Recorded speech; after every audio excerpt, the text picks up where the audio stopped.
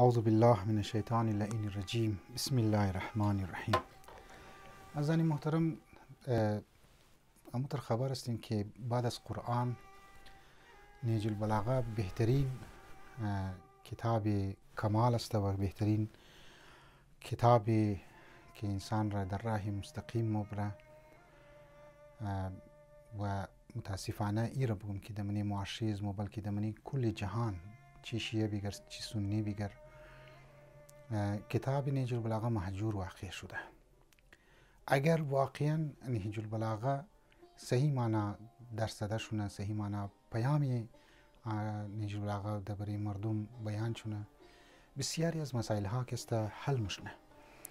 ما میخواهیم چند احادیث ها را در خدمت شما از نهج البلاغه که است کتاب ایره بیان کنم و است میتر یک صدقه جاریه باشه برای از شما که ما بیتنی پیغام نهج البلاغه را برای خود اپلای کنی و هم گوش کنی هم اپلای کنی و هم برای مردم. و شما تو خیلی حتی دمینجی بعض اوقات علما ایر مگه که بعض از طالب علم ها را علما را دوباره طالب علم ها مگه که شاید در پورا زندگی خود در 30 سال در قوم که زندگی مونه یک دفعه یک دوره بحرالانوار نخوانده، یک دفعه دوره اصول کافی را نخوانده، یک دفعه دوره نهج البلاغه را نخوانده، یک دفعه صحیح معنی دعاهای صحیفه سجادیه را نخوانده. لذا مو دمزی بانه که چون بریز ما که وقتی مشکلات مایا یا ایکو مصیبتی مایا ما بس سعی کنم کوشش کنم خود مطالعه و کدی روایات و اهل بیت، کد روایات اهل بیت، کدی فرامین اهل بیت، کد نورانی کلام یزنا دل خود تسلی بدم. در حال مشکلات خو برای انسان مایا دیگه و آدم در یک زمانی قرار میگیره بعض اوقات که انسان ناامید میشه از زندگی خو، از مردم، از رشته دارها، از دوستها و انسان تنهایی محسوس مونه. لیکن هم علم روانشناسی و هم علم نفسیات و هم روایات، خاصا روایات از آن من اینها گفته که در تنهایی در که اگر غم برید کدی روایات از ما شما کسته باین. لذا اگر نهج البلاغه را شما توخ کنین یک ایسه از نهج البلاغه حکمت های بسیار عجیب حکمت ها در آخر نهج البلاغه بیان کرده که شما باید اونها را باید مورد مطالعه قرار بدی. ریزه احادیث است که باید مطرفش توجه بدی. مثلا یک دونه حدیث یک حکمت 151 است که امام علی علیه السلام میفرماید و قال علیه السلام لكل امرئ عاقبة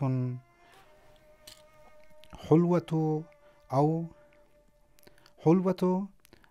او مرة. یعنی برای هر یک شخص یک انجامی است، برای یک شخص یک پایانی است، برای یک شخصی یک اختتامی است.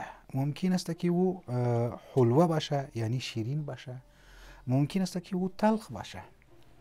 لذا ما هر کدام از ما یک پایان داری. خب کل نفس ذائقه الموت هم است پایان انسان. ممکنه باشه که موت پایان زندگی انسان باشه. ممکن است انسان در یک زمانی دیگو کار دنیوی خود تا یک پایان داشته باشه. ممکنه او شیرین باشه، ممکنه تلخ باشه. البته اینجا که تلخ و شیرین را امام علی علیه السلام گفته، اون معنیش است که تلخی و شیرین در دست خود انسان است.